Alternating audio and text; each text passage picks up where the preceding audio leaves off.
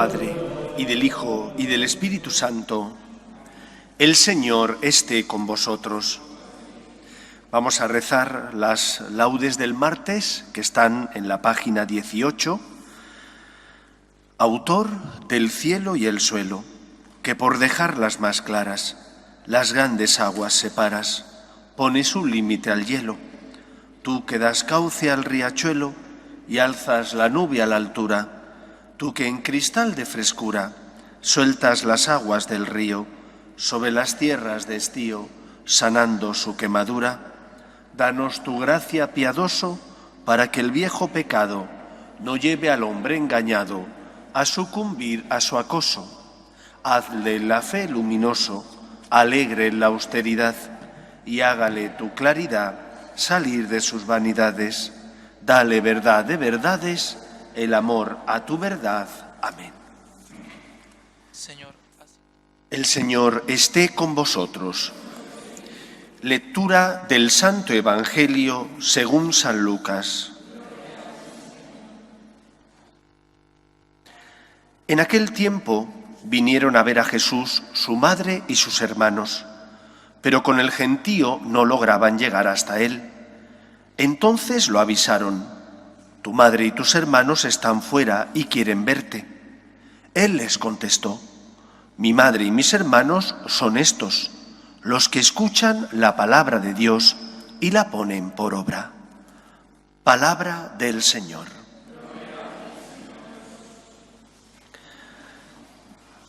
A veces algunos piensan que decimos que somos hijos de Dios de forma metafórica, es decir, que realmente no lo somos, que Dios solo es Dios y nosotros, al fin y al cabo, somos meras criaturas. Nosotros sabemos, desde pequeños nos han enseñado, que el bautismo nos hace hijos adoptivos de Dios, nos injerta en la vida divina y por lo tanto nos eleva a una condición insospechada para el ser humano, que es la de ser hijo de Dios. Las palabras que hoy Jesús repite en el Evangelio abundan en este sentido. ¿Quiénes son mi madre y mis hermanos? No es que Jesús despreciara a María, en modo alguno. No es que Jesús no tuviera aprecio por sus hermanos, que no son los hermanos de padre y madre como nosotros hablamos habitualmente, sino que para los judíos el término hermano era mucho más amplio que el concepto que nosotros tenemos. Se incluía también a primos cercanos, por ejemplo. Jesús no tiene nada en contra de la familia natural. ¿Cómo va a tener algo en contra de su Santísima Madre, a la que quería, como es lógico, con todo su corazón, a la que agasajó porque iba a ser su madre, la agasajó con unos privilegios como el ser concebida, por ejemplo, sin pecado original? Pero quiere señalar el Señor la existencia de esta nueva filiación que no nace de la sangre, sino que nace del amor y del deseo de hacer la voluntad de Dios. Hay un bautismo sacramental, que es el bautismo por el que el sacerdote derrama 3 veces agua sobre la cabecita del bautizando, diciendo: yo te bautizo en el nombre del Padre, del Hijo y del Espíritu Santo. Pero existen también otros tipos de bautismos. Está el bautismo de sangre, de aquellos que, sin ser bautizados, sin embargo sí lo deseaban y por ser fieles a la verdad, fueron perseguidos y dieron su vida por defender la verdad y la justicia. Y está también el bautismo de deseo, de aquellos que, deseando bautizarse, todavía no han llegado a ese punto y mueren con el deseo de bautizarse, pero sin haber sido bautizados.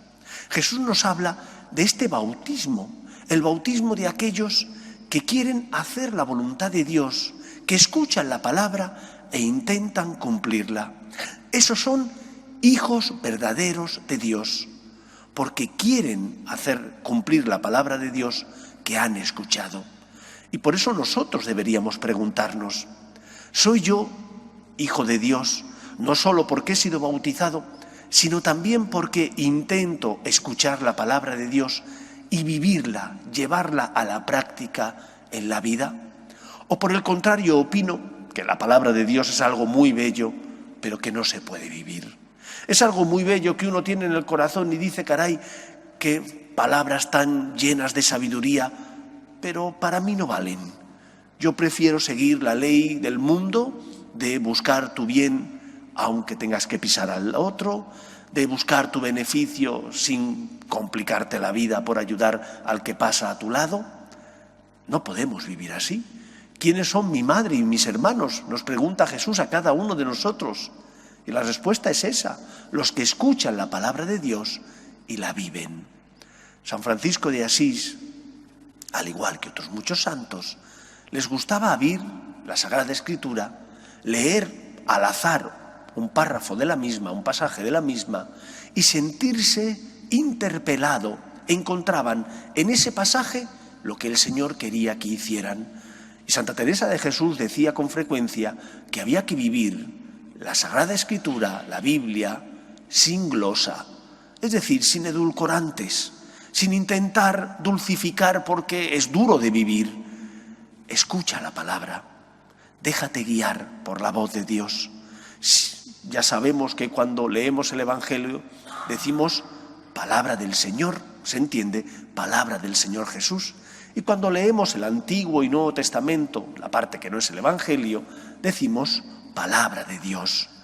Escuchemos la palabra de Dios, la palabra del Señor Jesús, y que sea para nosotros guía que nos da la vida. Recuerdo cuando conocí por primera vez al Padre Santiago, cómo la propuesta de vida que él tenía y tiene para sus grupos estaba basada en torno al Evangelio del domingo. Y él, a esa pequeña reflexión que hacía de ese Evangelio del domingo, lo llamaba palabra de vida, palabra que da vida, porque no son solo bellas palabras, son bellas palabras que deben transformar nuestra vida, que deben generar en nosotros esta filiación divina, real, no metafórica, de la que habla Cristo. ¿Quiénes son mi madre y mis hermanos? Los que escuchan la palabra de Dios y la viven. ¿La escuchas e intentas vivirla?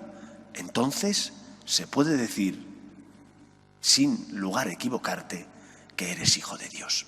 Que el Señor nos ayude. Nos ponemos en pie. Oremos a Dios, nuestro Padre. Pedimos por la Iglesia, para que sea siempre consuelo y esperanza de los que sufren, roguemos al Señor. Pedimos también por nuestros gobernantes, para que promuevan leyes que defiendan la dignidad de la persona, desde su inicio, que es la concepción, hasta la muerte natural, que es su término, roguemos al Señor. Pedimos también por los enfermos, parados, moribundos, familias rotas, roguemos al Señor. Pedimos especialmente por Europa, para que no abandone sus raíces cristianas, por España, para que se mantenga unida, roguemos al Señor.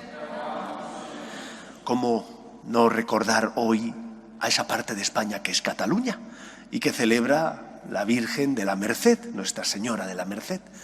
Pedimos por Cataluña, para que se mantenga unida al resto de España, roguemos al Señor. Escucha, Padre, las súplicas de tus hijos, que nos dirigimos a ti confiando en tu amor. Te lo pedimos por Jesucristo nuestro Señor. Que tu auxilio, Señor, nos acompañe siempre a los que alimentas con tus sacramentos, para que por ellos y en nuestra propia vida recibamos los frutos de la redención. Por Jesucristo nuestro Señor. El Señor esté con vosotros. Y la bendición de Dios Todopoderoso, Padre, Hijo y Espíritu Santo, descienda sobre vosotros. Podéis ir en paz.